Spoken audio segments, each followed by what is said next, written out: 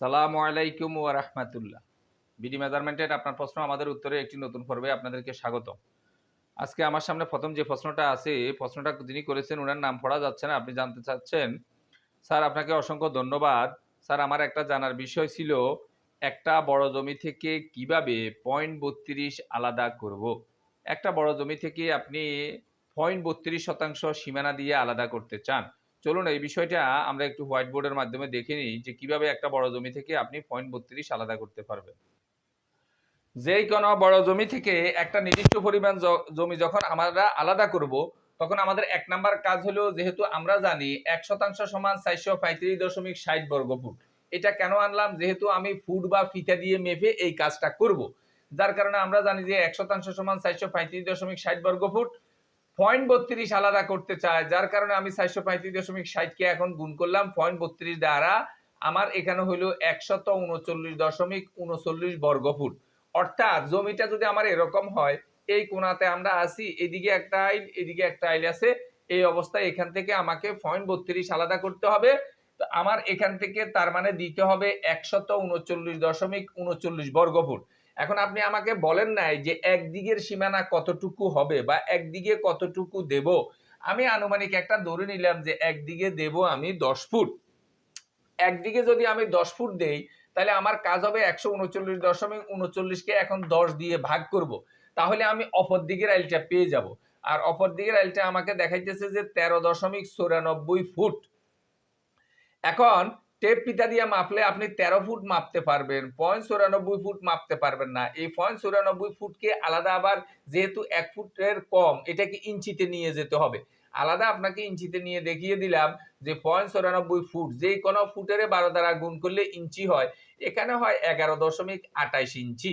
এটাকে যেহেতু ১১ ইঞ্চির বেশি কাছাকাছি ১১ ইঞ্চি বলা যায়। ২৮ যদি ৫০ এর বেশি হইতো, তাহলে আমরা এটাকে ১২ ইঞ্চি বলে দিতাম। তো এই জন্য আপাতত আমরা এভাবে বলবো যে ১৩ ফুট ১১ ইঞ্চি। অর্থাৎ একদিকের আইল যদি ১০ ফিট হয়, অপর দিকে আমাকে দিতে হবে ১৩ ফুট আরো ১১ ইঞ্চি। ধরুন এইদিকে হইলো আমাদের ১০ ফুট, তাহলে এই আইলে আমাকে দিতে হবে ১৩ ফুট আরো ১১ ইঞ্চি। এখন এদিকে ১০ নিলেন, এদিকেও আপনি নিবেন ১০। এটা ১৩ ফুট ১১ ইঞ্চি ছিল, এটাও আনবেন আপনি ১৩ ফুট ১১ ইঞ্চি। তাহলে আপনার এই জমিটা হবে 0.32%। এভাবে আপনি যেই কোনো বড় জমি থেকে একটা নির্দিষ্ট পরিমাণ জমি আপনি এই প্রক্রিয়ায় আলাদা করতে পারবেন। এখন এইদিকে যদি ১০-এর থেকে আরো বেশি হয়, তাহলে স্বভাবত ১৩ এদিকে কমে কমে আরো এদিকে যাবে। ১০-এর থেকে যদি এইদিকে কম হয়, তখন এই ১৩টা বেড়ে বেড়ে আরো এদিকে আসবে। এইভাবে অর্থাৎ আপনি একদিকে সীমানা কতটুকু দিকবে, এটার উপর নির্ভর করবে আমার অপর দিকেরটা কতটুকু হবে। আর যদি আপনার মন চায় যে চতুর্দিকে আমি সমান রাখবো, তাহলে আপনার কাজ আরো সহজ। ১৩৯.৩৪ বর্গফুট, আপনি এই যে বর্গফুট আছে, এত বর্গফুট আছে, ক্যালকুলেটরে এটা রেখে লেখার পরে ক্যালকুলেটরে এরকম একটা রুট চিহ্ন আছে, ওখানে আপনি চাপ দিলে আপনাকে চতুর্দিকের আইলটা সমান দেবে। আশা করি বিষয়টা ভালোভাবে বুঝতে পারছেন। কোনো অংশে না বুঝলে আমাদেরকে আবারও জিজ্ঞাসা করলে আমরা জবাব দেওয়ার চেষ্টা করব ইনশাআল্লাহ। পরবর্তী প্রশ্নটা যিনি করেছেন উনার নাম হলো জান্নাতুন নাইম। আপনি জানতে চেয়েছেন, স্যার আমাকে একটু পরামর্শ দিন। দলিলে যে হাত নকশা থাকে জায়গা মাপার, আমিন ট্রেসিং ম্যাপ করলে কি দলিল আর ট্রেসিং এর ম্যাপ একই রকম হবে? জায়গা দেখতে কি যেরকম ওইরকম হবে নাকি ভিন্ন রকম হবে? আসলে যখন একটা কলমি নকশা করা হয়, তখন জমিটা আপাত দৃষ্টিতে যেভাবে দেখা যায় হাত নকশা বা কলমি নকশা ওইভাবে করার চেষ্টা করা হয়। আর যখন একটা ট্রেসিং করা হয় নকশার উপর ধরে, তখন হুবহু ওই জমিটার মতোই ওই ট্রেসিং পেপারের উপর উঠে। এই জন্য দেখা গেছে যে কলমি নকশায় আর দেখা গেছে যে ট্রেসিং এর অনেক সময় আংশিক সামান্য একটু পরিবর্তনমূলক দেখা যাইতে পারে, কিন্তু বাহ্যিক দেখা গেছে জমিটাকে যেভাবে দেখা যায় ওরকমই হবে। চতুর্ভুজ হলে চতুর্ভুজের মতো, ত্রিভুজ হলে ত্রিভুজের মতো, উত্তর দিক চিকন, দক্ষিণ দিক মোটা। অর্থাৎ কলমি নকশা যদি সতর্কতার সাথে করা হয়, অনেকটা ট্রেসিং এর মতো দেখা যাবে, কিন্তু ট্রেসিংটা হলেও হুবহু দেখা গেছে যে ম্যাপের অনুরূপ, যার কারণে ট্রেসিং আর কলমি নকশা একই রকম হবে না। আশা করি বিষয়টা বুঝতে পারছেন। কোনো অংশ না বুঝলে আবারও আমাদেরকে জিজ্ঞাসা করলে আমরা জবাব দেওয়ার চেষ্টা করবো ইনশাল্লাহ। পরবর্তী প্রশ্নটা যিনি করেছেন উনার নাম হলো মঞ্জুমিদা। আপনি কুয়েত থেকে জানতে চেয়েছেন, স্যার আমার একটা দলিলে লেখা আছে ৫% জমি বুক দখল করিবেন, আবার লেখা আছে জমির পরিমাণ ২৪২ বর্গ গজ।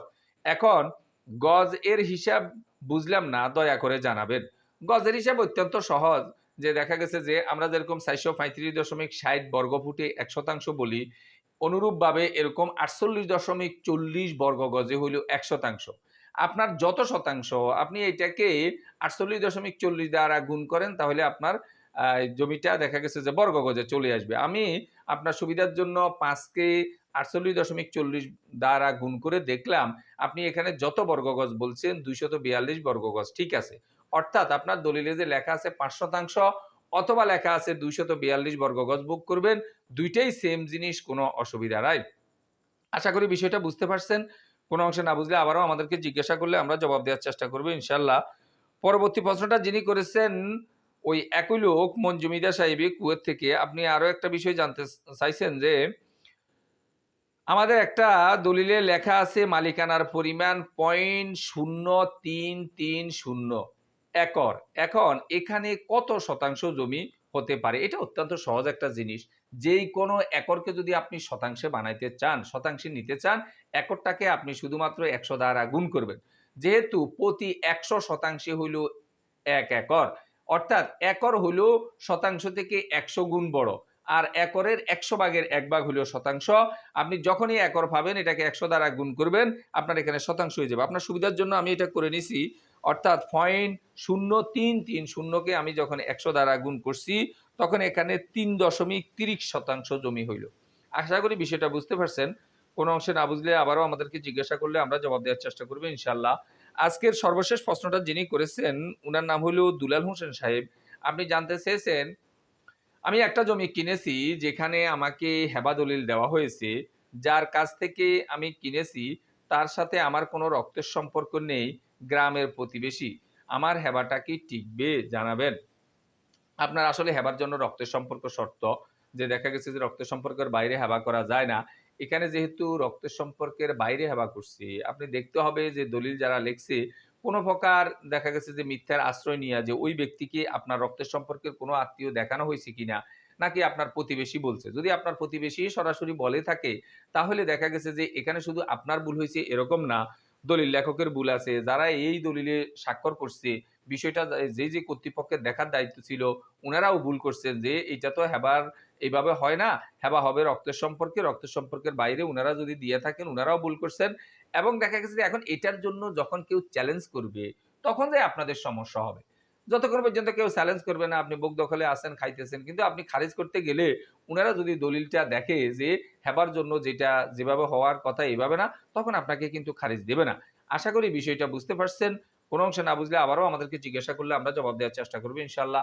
ভিডিওটি ভালো লাগলে লাইক, কমেন্ট এবং শেয়ার করবেন। আমাদের ধারাবাহিক ভিডিওগুলো পাওয়ার জন্য চ্যানেলটাকে সাবস্ক্রাইব করবেন। এই আশাবাদ ব্যক্ত রেখে আমাদের আজকের প্রশ্নোত্তর পর্বটা এখানে শেষ করছি। আল্লাহ হাফেজ।